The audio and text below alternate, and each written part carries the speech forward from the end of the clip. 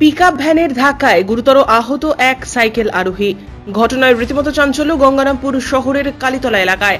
ঘটনার পর আহত ব্যক্তিকে উদ্ধার করে নিয়ে যাওয়া হয় গঙ্গারামপুর সুপার স্পেশালিটি হাসপাতালে। বর্তমানে সেখানেই চলছে আহতের চিকিৎসা। আহত ব্যক্তির নাম বুধরাই হেমব্রম, বয়স ৪৯ বছর, বাড়ি গঙ্গারামপুর থানার নারায়ণপুর শিয়ালগাজী এলাকায়। পেশায় তিনি ছিলেন রাজমিস্ত্রি। স্থানীয় সূত্রে খবর, এদিন সাইকেলে চেপে কাজে যাচ্ছিলেন ওই ব্যক্তি। সেই সময় বুনিয়াদপুর থেকে গঙ্গারামপুরগামী একটি পিকআপ ভ্যান ধাক্কা মারে ওই ব্যক্তিকে, যার জেরে গুরুতর আহত হন তিনি।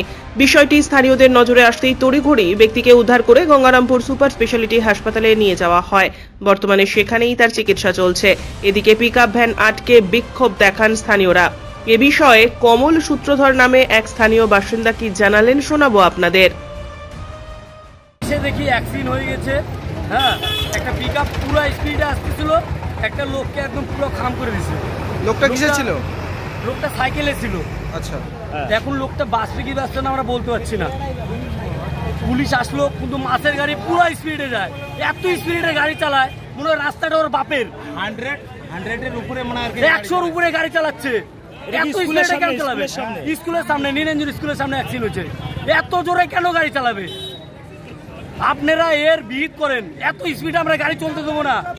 পরে ঘটনার খবর পেয়ে ঘটনাস্থলে ছুটে আসে গঙ্গারামপুর থানার পুলিশ।